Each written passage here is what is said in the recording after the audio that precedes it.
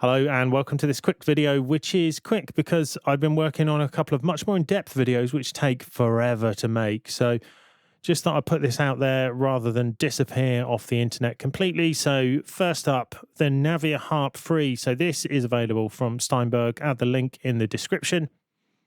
If you're not on Steinberg's mailing list, you won't have seen this, and it's pretty straightforward. The licensing of this has become much more simple than it used to be. So if you want to get it, basically what you need to do is to sign in on the Steinberg page. So if you click this, you'll be asked to sign in. As long as you sign in with the account that you're using in the Steinberg download assistant, you will be good to go. It will just magically appear. It's changed from how it used to be, because it used to be you would get a bit of a notification about it. But once you've signed in, you can go to the download assistant. Now, once you're in here, you should find it under My Product Downloads. But if you don't, for some reason, because the other day I didn't actually see it under there, it will appear under VST Instruments and Plugins. So this is one of the things where they definitely need to add a search, because it can take forever to find things. But it should appear under My Products and Downloads, but it definitely appears here. And then you can just click install. So you'll have Halion Sonic probably already because you've got Cubase. But if you haven't, you can install both here. But you just need to install this here. It will download it. It's only small, and then you'll be in business. And then we'll just take a quick look at it.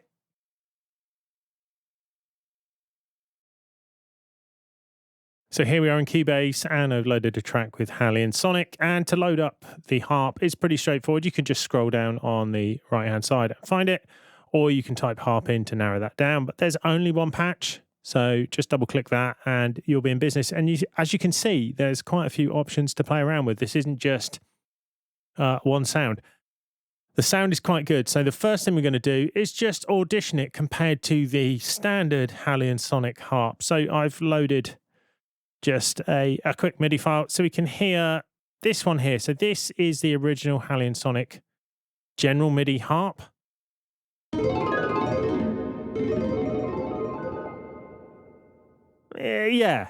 I think we're taken back to the 90s. And here is the Navia harp playing exactly the same. So again, this is just a fairly roughly programmed bit of MIDI. And, well, listen for yourself.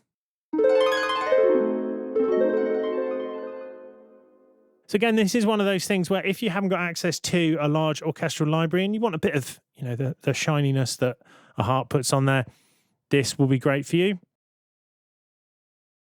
There's plenty to play around with. I mean, you've got some interesting choices, certainly for harp, because generally it's not something you'd associate with these kind of things, but that doesn't mean to say you shouldn't use them, because this will take it in an interesting direction. And obviously all of these things you could have as separate effects on a channel, but it's nice to have them built in.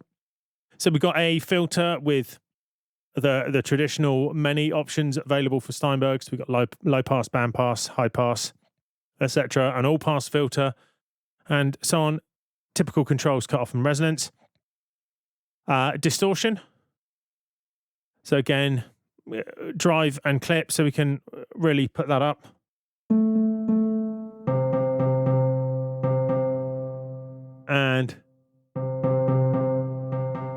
And the tube is quite nice, but then hard clipping, probably less traditionally associated with it, but that doesn't mean to say you shouldn't be able to, do those kind of things. And there's definitely a sort of lo-fi vibe you can get with this.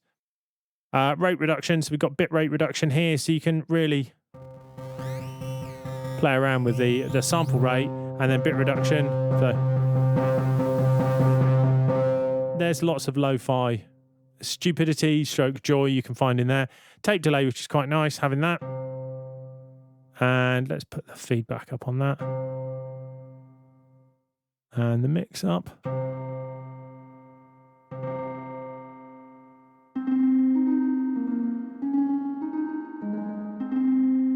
Again, the kind of thing you could spend a bit of time playing around and come up with some interesting ambient noodlings.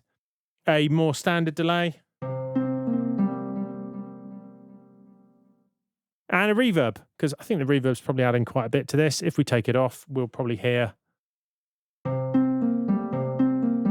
And again, this may not be the reverb you're after, so it's nice to have the options to take this off. We've got a velocity curve. So this is certainly something I found with keyboard players in the past. I've been very keen on programming a velocity curve because it works for their performance and maybe is one of the things that allows them to translate between keyboards, etc. So you've got more options than I could shake a stick at here. So constant is just no matter what velocity, whether it's gentle or hard. I'm hammering away at the keyboard there. It's just the same thing all the way through. Linear is probably more normal. But again, this will all depend on the keyboard that you've got. Now, the two quick controls which are contained here are attack, which typically would be 0, but again, you can fade that in, and then release time, which again starts out at what, 47%. So you can have a very damped sound. So for what on the face of it is a fairly simple and obviously free synth, there's actually quite a lot of modification to be had. You can come up with some interesting sounds with this. So say it's certainly worth grabbing. And now that it's pretty straightforward to get authorized, whereas it used to be just a bit painful, you'd get download access code and scratch your head and it wouldn't always appear. Whereas now, if you're signed into the Steinberg site, you'll be in business and away you go straight away. Talking of the Steinberg site, let's go back there for the other bit of information in this video. So yeah, as it says on screen, the e-licenser service is going to close down in 2025. This doesn't mean that your software will stop working. So if you're on an older version of Cubase and you're totally happy with it, you're not going to suddenly find that it's not going to work. But what isn't going to work is going to be transferring licenses between dongles.